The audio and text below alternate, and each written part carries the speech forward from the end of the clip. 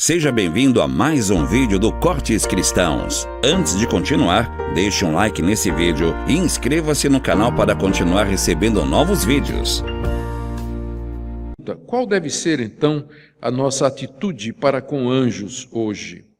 Sim, porque, embora os anjos tenham aparecido, tenham sido enviados por Deus para atender a momentos específicos, especiais e únicos da história da redenção, como o nascimento de João Batista, o nascimento de Jesus, o ministério de Jesus, a sua ressurreição, depois o ministério dos apóstolos, são momentos específicos, irrepetíveis, feitos de uma vez para sempre, sobre os quais repousa a redenção da raça humana.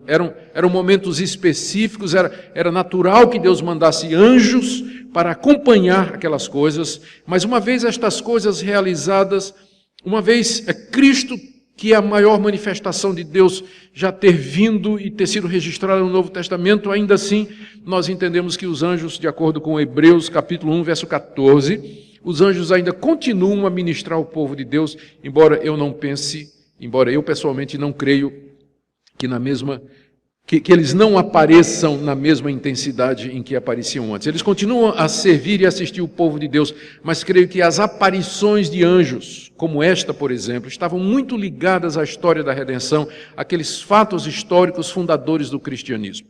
Que anjos continuam hoje a ministrar ao povo de Deus, eu não tenho a menor dúvida. A pergunta é, de que forma e qual deve ser a nossa atitude com relação a eles? E eu quero aqui enumerar 3 ou 4 atitudes nossas, ou 3 ou 4 pontos que devem guiar a nossa atitude com relação ao ministério dos anjos hoje. E eu vou começar com a má notícia.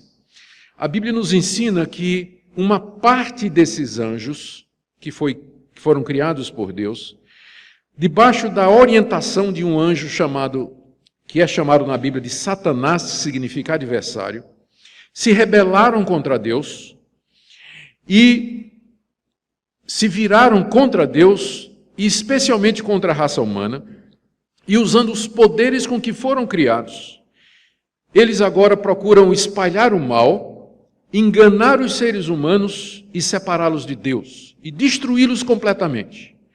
A Bíblia não nos dá muitos detalhes dessa rebelião. Nós temos aqui e acolá na Bíblia algum vislumbre do que é que pode ter acontecido. E quando a gente junta os pedaços, a impressão que nós temos é que esse anjo, talvez um arcanjo, um anjo de grande poder, de grande autoridade dentro daquela hierarquia que nós já mencionamos, um desses anjos usando o seu arbítrio, porque parece que estes seres eles foram criados com arbítrio, com capacidade de escolher entre o bem e o mal.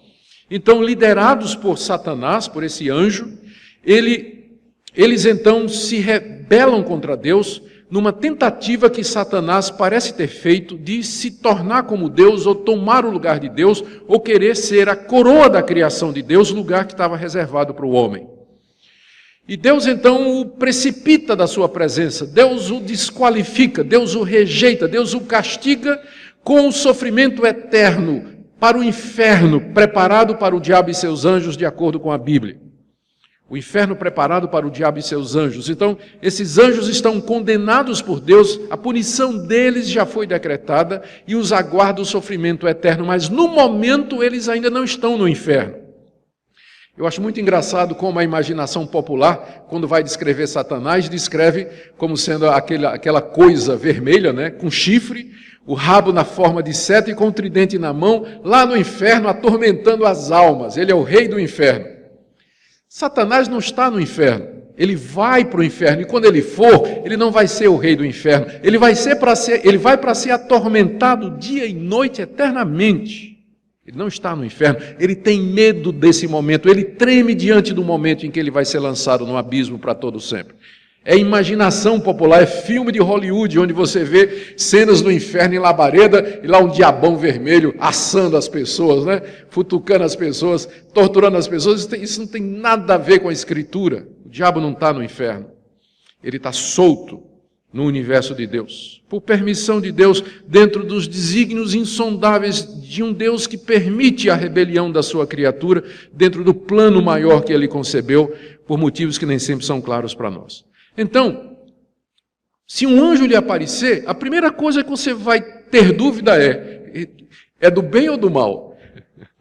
Que anjo é esse? De que lado ele vem? Porque são anjos. Na aparência são iguais. No poder eles são iguais. São inteligentes, são imortais, são invisíveis, eles têm o poder de se manifestar. A grande pergunta é, se lhe aparecer um anjo, como é que você sabe se ele é do bem ou do mal? É por isso que no Novo Testamento, a orientação que a Bíblia nos dá é de cautela com a aparição de anjos e desencorajamento de procurar contato com eles. Não há nada no Novo Testamento que nos encoraje a procurar contato com estes seres. Se você quer saber a vontade de Deus, se você quer ouvir a voz de Deus, você vai fazer isso através do mensageiro de Deus, do anjo maior de Deus, Jesus Cristo, que é a manifestação final e maior de Deus, e que está registrado na Escritura. Quer ouvir uma mensagem de Deus? Leia a palavra dele na Bíblia. Em nenhum lugar nós somos encorajados a orar assim, Deus manda um anjo para resolver meu problema. Deus, eu quero ver um anjo, me fala através de um anjo. E em nenhum momento você vai encontrar nas cartas que Paulo escreveu, Pedro, Tiago, João, o autor de Hebreus, você não vai encontrar nenhuma orientação dizendo assim, procure ouvir os anjos, pergunte aos anjos, ou entre em contato com os anjos, ou esteja aberto para a visitação de um anjo. Não há nada na Bíblia sobre isso, ao contrário. Olha o que a Bíblia diz. Em Gálatas capítulo 1, verso 18, o apóstolo Paulo, escrevendo a cristãos que estavam sendo tentados a se desviar do Evangelho, querendo mostrar que o Evangelho já foi revelado e que só tem o Evangelho, ele diz, a partir do verso 6, Gálatas 1, de 6 em diante, ele diz, admira-me que estejais passando tão depressa daquele que vos chamou na graça de Cristo para outro Evangelho, o qual não é outro, senão que há alguns que vos perturbam e querem perverter o Evangelho de Cristo. Mas ainda que nós, apóstolos, ou mesmo um anjo vindo do céu, vos pregue Evangelho que vá além do que vos temos pregado, seja anátema. Assim como já dissemos, e agora repito, se alguém vos prega Evangelho que vá além daquele que recebeste, seja anátema. É curioso que Paulo diz aqui, Paulo aventa a possibilidade de que venha um anjo do céu pregar um evangelho diferente. Ele diz, olha, ainda que apareça um anjo vindo do céu, pregando um evangelho que não é esse aqui da Bíblia, seja maldito, esse anjo não é de Deus. Esse anjo não é de Deus. A gente aprende duas coisas aqui. Primeiro, que podem aparecer anjos do céu pregando o Evangelho. Os mormons dizem isso, os muçulmanos dizem isso, testemunhos de Jeová disseram isso. Milhares de pessoas hoje dizem ter visto anjos que trouxeram mensagens e você vai ver que mensagem é coisa contrária à Escritura. Não tem nada a ver com Bíblia, não tem nada a ver com Cristo, não tem nada a ver com a redenção. É outro Evangelho. E as pessoas ficam impressionadas porque foi um anjo, esquecendo que a Bíblia nos adverte, aqui vem o segundo ponto, de que esses anjos, eles se transfiguram em anjos de Cristo. Na segunda carta que Paulo escreveu aos Coríntios, no capítulo 11, ele está advertindo os coríntios porque estavam recebendo falsos profetas com muita facilidade, sem testar se aqueles profetas eram de fato da parte de Deus. Ao que ele diz no verso 13, 2 de Coríntios, capítulo 11, a partir do verso 13, os tais são falsos apóstolos, obreiros fraudulentos, transformando-se em apóstolos de Cristo. E não é de admirar, porque o próprio Satanás se transforma em anjo de luz. Aqui nós aprendemos mais uma coisa a respeito desses anjos maus. Eles têm a capacidade de se transformar em anjo de luz. Eles são anjos de trevas, no sentido de que o alvo deles é espalhar as trevas, o desconhecimento de Deus, a ignorância, o erro religioso e a mentira. Mas eles, quando se apresentam, eles não se apresentam com um rótulo na testa dizendo, eu sou do mal, eu sou um demônio, meu nome é Satanás, meu nome é Legião. Eles não se apresentam assim. Eles se apresentam dizendo, eu sou Gabriel. Deus me mandou para trazer uma mensagem para você. Se alegre. É assim que ele vai aparecer. Como um ser bonito, feições maravilhosas, atraentes, um halo de santidade, né? Asas douradas, ou qualquer outra coisa que você olha e diz assim, isso aqui tem que ser de Deus. Você acha que ele vai aparecer como ele é? Satanás se transfigura em anjo de luz. É assim que ele vem iludindo milhões e milhões de pessoas através da história. Pessoas que vão para centro espírita, invocar os mortos, e os mortos aparecem, mas são os mortos? Pessoas que dizem ter visto entes queridos que morreram, fenômenos estranhos. Eu até penso que esse negócio de aparição de disco voador, que ilude as pessoas e leva essas pessoas para o misticismo, às vezes eu me pergunto se não são anjos do mal, Satanás e seus demônios se manifestando para iludir as pessoas. Há tanta manifestação mística, sobrenatural, esotérica, misteriosa, que iludem as pessoas e as levam para longe. Às vezes até me pergunto se os anjos não têm poder de curar. Curas que são feitas em nome de santo, gente que invoca santo isso, santo aquilo, recebe uma cura, se torna idólatra e põe no jornal, agradeço a graça alcançada, quem é que fez aquilo? Um anjo, nós vimos aqui que o anjo tem poder de deixar uma pessoa muda. Se tem o poder de deixar uma pessoa muda, será que não pode destrancar também a boca? Ou o ouvido? Ou os olhos? Ou fazer qualquer outra coisa? Não sei. Mas nós estamos lidando com seres poderosos, enganadores, iludem as pessoas, por isso a Bíblia nos adverte.